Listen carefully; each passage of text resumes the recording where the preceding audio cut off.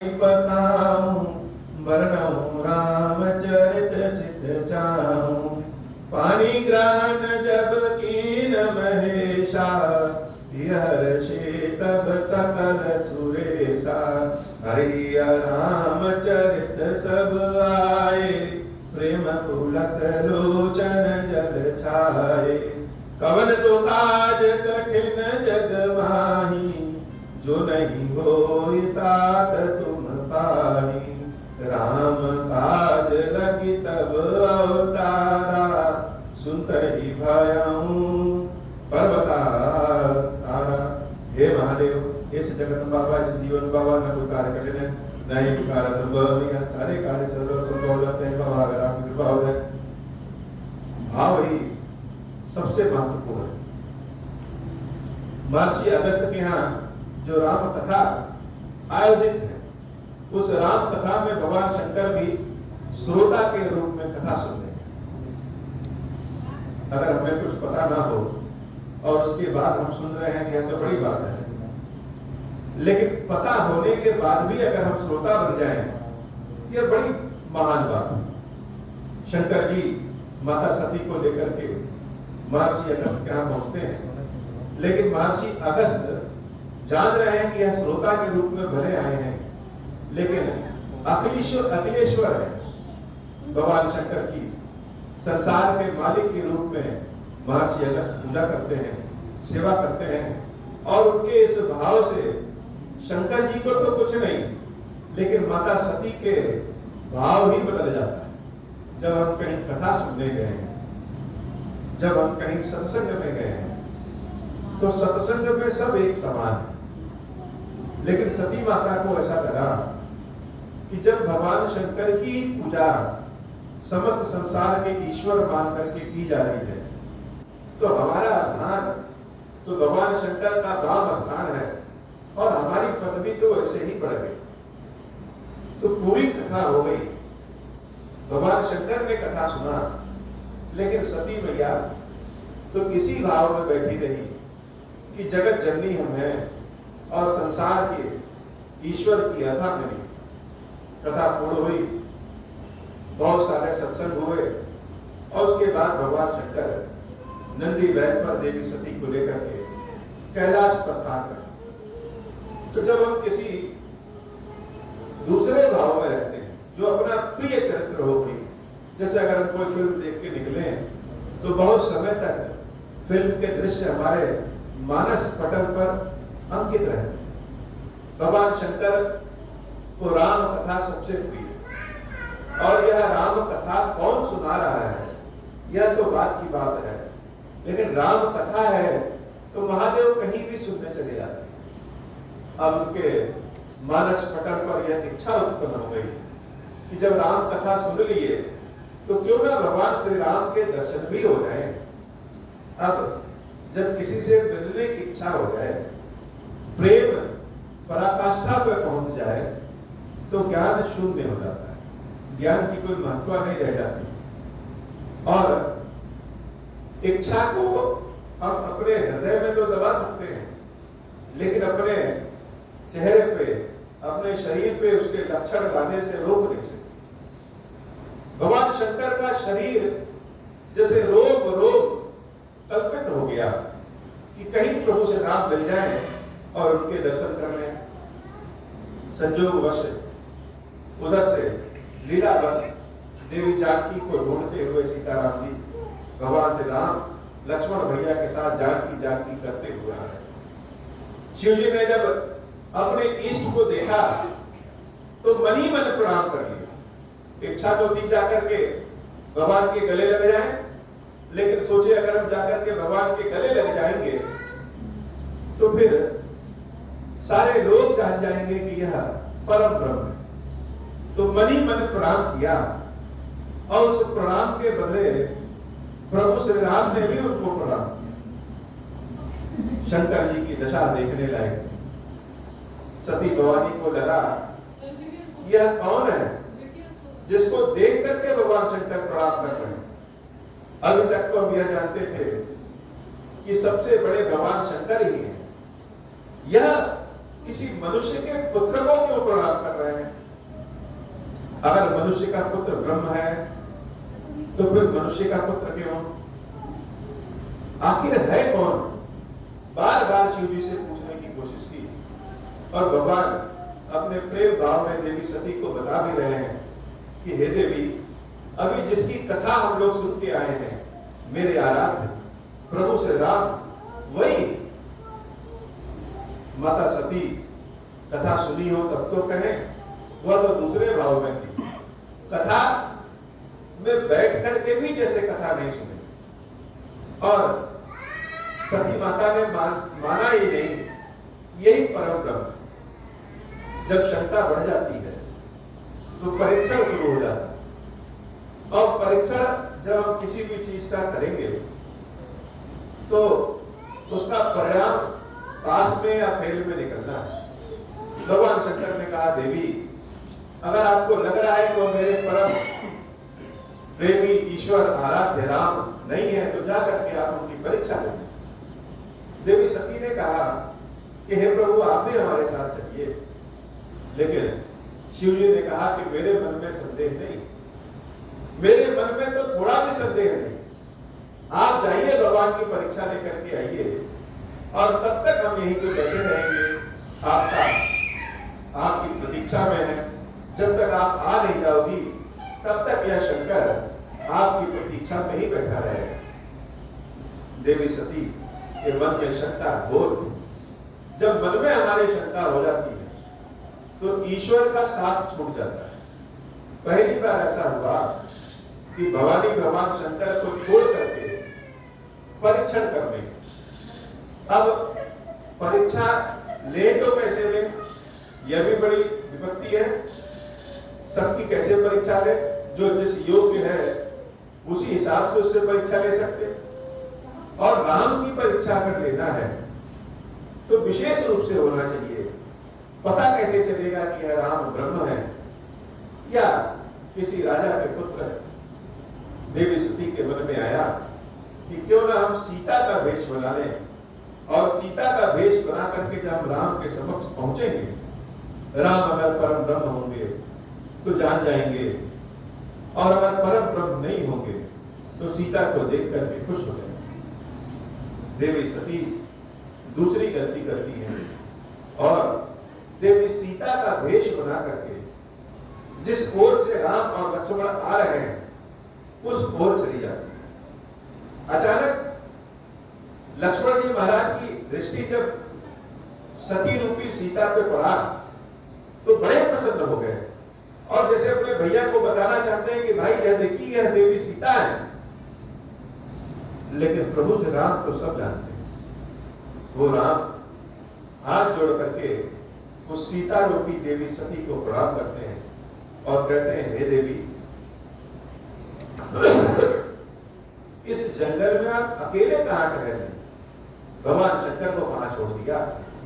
अब तो सती माता जैसे लज्जावश स्थिर हो गई कि हमारा कपट हमारी चोरी पड़ गई। यह कथा, यह सती माता की कथा भले है, लेकिन कथा हम सब की है कि जब अपने इष्ट के समक्ष पहुंचते हैं और कभी कभार ऐसा लगता है कि इष्ट हमारी बात सुन नहीं रहे, तो हमारे मन में शंका हो जाता है कि पता नहीं भगवान है भी कि नहीं है। अगर भगवान होते तो इतने हम कष्ट में हैं, इतनी समस्या में हैं, वह सुन क्यों नहीं रहे? तो हम जब इस शंका में पहुंचते हैं, चाहे वह व्यक्ति अनपढ़ हो, चाहे देवी सती की तरह ज्ञानी हो, वह शंका में जब पहुंचता है तो जैसे भ्रम की स्थिति में आकर के और भी डूब जाता है। भवानी सती को जब प्रभु श्री राम ने प्रणाम किया तो देवी सती ने कहा कि हे प्रभु, भगवान शंकर आपके समकक्ष हैं। आपने उनको प्रणाम किया, उन्होंने आपको प्रणाम किया, लेकिन आप हमको क्यों प्रणाम कर रहे हैं? हम तो आपसे छोटे हैं।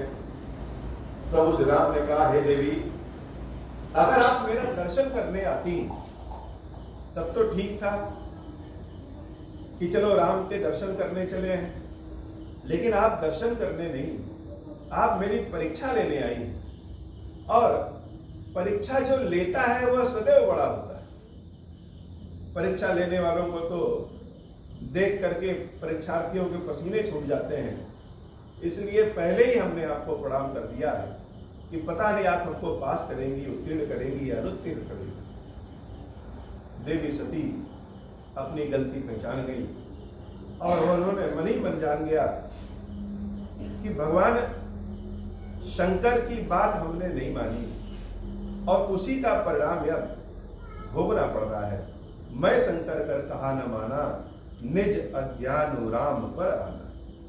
मेरी जड़ता है कि शिव जी ने हमको बार बार समझाया कि हे देवी, उनको साधारण मनुष्य न समझो, यह वही राम है जिनके बल पे हम काशी में लोगों को मुक्ति देते हैं। आप इनको सब साधारण समझने की गलती न करिए। अब देवी सती वहां से बड़े क्षोभ की अवस्था में, व्याकुल की अवस्था में वापस शंकर जी के पास लौटने लगती है। प्रभु श्री राम ने सोचा कि ये सती बड़ी विक्षिप्त हो गई है और बहुत कष्ट में है, तो क्यों ना इनको हम अपना विराट स्वरूप दिखाते हैं। और तब भगवान श्री राम ने देवी सती को अपना विराट स्वरूप दिखाया। और विराट स्वरूप कैसा था? देखे शिव विधि विष्णु अनेका, अमित प्रभाव एक देखे का, बंदत चरण करत प्रभु सेवा, विविध वेश देखे सब। भगवान के विराट स्वरूप में क्या है कि अनेक शंकर, अनेक विष्णु, अनेक इंद्र, अनेक सूर्य देवता, सारे देवता लोग अनेक हैं और सब मिलकर के एक प्रभु श्री राम की वंदना करते हैं। अब सारे देवता अनेक और राम एक कैसे? तो जैसे हम अगर बाराबंकी की धरती को देखें यह कुछ और होगी, नैनीताल की धरती को देखें यह कुछ और होगा, बंबई की धरती को देखें वह समुद्र से भरा कुछ और होगा। हम जहां जहां जाएं वहां वहां की धरतियां अलग हो सकती हैं, लेकिन किसी भी जगह से अगर हम अंतरिक्ष की ओर देखते हैं, आसमान की ओर देखते हैं, तो सबका आसमान एक है। वैसे ही राम एक है। सारे लोग जहां जाकर के विश्राम कर लेते हैं वही राम। भगवान राम अलग अलग तरीकों में अलग अलग धरतियों पे अवतार लेते हैं। लक्ष्मण जी, भरत जी, दशरथ जी, ये सब अलग अलग होते हैं, लेकिन राम और सीता तो एक ही। देवी सती ने देखा कि सती विधात्री इंदिरा देखी अमित अनूप। स्वयं सती भी अनेक हैं, सरस्वती भी अनेक हैं, लक्ष्मी भी अनेक हैं, और जिस जिस भेष में देवता लोग हैं उनकी शक्तियां भी उस भेष में हैं, लेकिन सब अनेक भले हैं, लेकिन राम तो एक ही है। वही मुख, वही तेज, जैसा हमको प्रभु दिखे वैसे ही देख रहे हैं। देखे जाता रघुपति जेते, सत्य में सहित सकल सुर देते, जीव चराचर जो संसारा, देखे सकल अनेक प्रकारा। पूज ही प्रभु देव बहु पेशा, राम रूप दूसर नहीं देखा, और लोके रघुपति बहु तेरे, सीता सहित न वेश धनेरे। सोई रघुवर सोई लक्ष्मण सीता, देख सती अति भई सविता, हृदय कंप तन सुधि कछु नाही, नयन मोति बैठे मगमाही। बहु बिलोक्यो नयन कुमारी, कछु न दीखतः कछु कुमारी। पुनि पुनि नाई राम पद सीसा, चली तहां जहां रहे गिरीशा। माता सती ने जब चारों ओर ऐसा विहंगम स्वरूप देखा, तो जैसे बच्चे घबरा जाते हैं तो अपनी आंखों को बंद करके बैठ जाते हैं, वैसे ही देवी सती अपनी आंखों को बंद करके वहीं पर बैठ जाती हैं। कुछ समय बाद धीरे से अपनी आंखें खोलती हैं तो वहां कुछ भी नहीं रहता। प्रभु ने बहुत कम लोगों को अपना विराट स्वरूप दिखाया, लेकिन जिनको जिनको विराट स्वरूप दिखाया उसमें देवी सती एक ऐसी है कि विराट स्वरूप देखने के बाद जिससे उनकी स्थिति और भी बिगड़ जाए। बहुत बार हम लोग धार्मिक आयोजन, मंगल आयोजन करते हैं ताकि हमको लाभ हो, लेकिन कभी कभार इसका उल्टा हो जाता है। जैसे शंकर और देवी सती राम कथा सुनने जाते हैं वहां पे देवी सती राम कथा नहीं सुन पाती है, तो उसका परिणाम यह होता है कि वह शंकर जी से जैसे कई जन्मों के लिए बहुत दूर हो जाती है। ऐसे ही महाभारत में जब पांचों पांडवों ने राजसू की यज्ञ किया, उस यज्ञ में साक्षात नारायण के चरणों को धुला गया, साक्षात नारायण उपस्थित है। लेकिन यज्ञ के बाद जैसे पांडवों की स्थिति तो और भी बिगड़ गई। तो यह सब क्यों होता है, कैसे होता है, यह निरंतर सत्संग से ही जान पाएंगे। क्योंकि हम लोग भी बार बार सोचते हैं कि भगवान को एक लोटा जल चढ़ा दिए और हमारे सारे पाप तो दूर हो गए, भगवान बड़े प्रसन्न हो गए। तो बच्चे जब बड़े प्रसन्न होते हैं तो वो कहते हैं कि हमको आइसक्रीम और चॉकलेट दे दो, लेकिन माँ बाप नहीं देते हैं ज्यादा, क्योंकि जानते हैं कि ज्यादा देंगे तो उनकी तबीयत खराब हो जाएगी। ऐसे ही हम अपनी इच्छा के अनुसार ईश्वर से कामना करते हैं, लेकिन ईश्वर को पता होता है कि कौन सी चीज मेरे लिए है और कौन सी नहीं। हे बाबा, आज की कथा इतनी ही। श्री खीरेश्वर महादेव जी, खीरेश्वरी मैया की हम सब के ऊपर बाबा कृपा करें। अब हो प्रसन्न प्रभु मोह पर, नाथ दीन पर नेहु, निज पद भगति देहु प्रभु, मुनि दूसर बर देहु। तब माया वश जीव जड़, संतत फिरहि पुराण, हम पर क्रोध न करिय प्रभु, कृपा सिंधु भगवान। शंकर दीन दयाल, अब हम पर हो कृपाल, साप अनुग्रह होई जहि विधि, नाथ थोरहि ताल। दीन दयाल विरुद्ध संभारी, हरहु नाथ मम संकट भारी। जय विधि होई नाथ हित मोरा, करहु सुबेगी जानी दास मैं तोरा। राम राज बैठे त्रैलोका, हर्षित भय गए सब शोका। जे सकाम नर सुनहि जगावै, सुख संपत्ति नाना विधि पावै। जो इच्छा करि हऊँ मन माहि, हरि प्रसाद कछु दुर्लभ नाहि। मंगल भवन अमंगल हारी, उमा सहित जहि जगत पुरारी। बोले श्री खीरेश्वर महादेव जी, खीरेश्वरी मैया जी की सदा जय हो।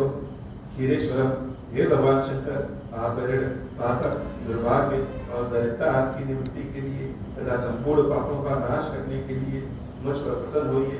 मैं दुख और शोक की आग में जल रहा हूँ, संसार भय से पीड़ित हूँ, अनेक प्रकार के रोगों से व्याकुल और दीन हूँ। खीरेश्वर, मेरी रक्षा कीजिए। देव देवेश्वर, सबको निर्भय कर देने वाले महादेव जी, आप यहाँ पधारिए और मेरी की हुई इस पूजा को पार्वती जी के साथ ग्रहण कीजिए। मेरा मंगल कीजिए महादेव। ओम श्री राम।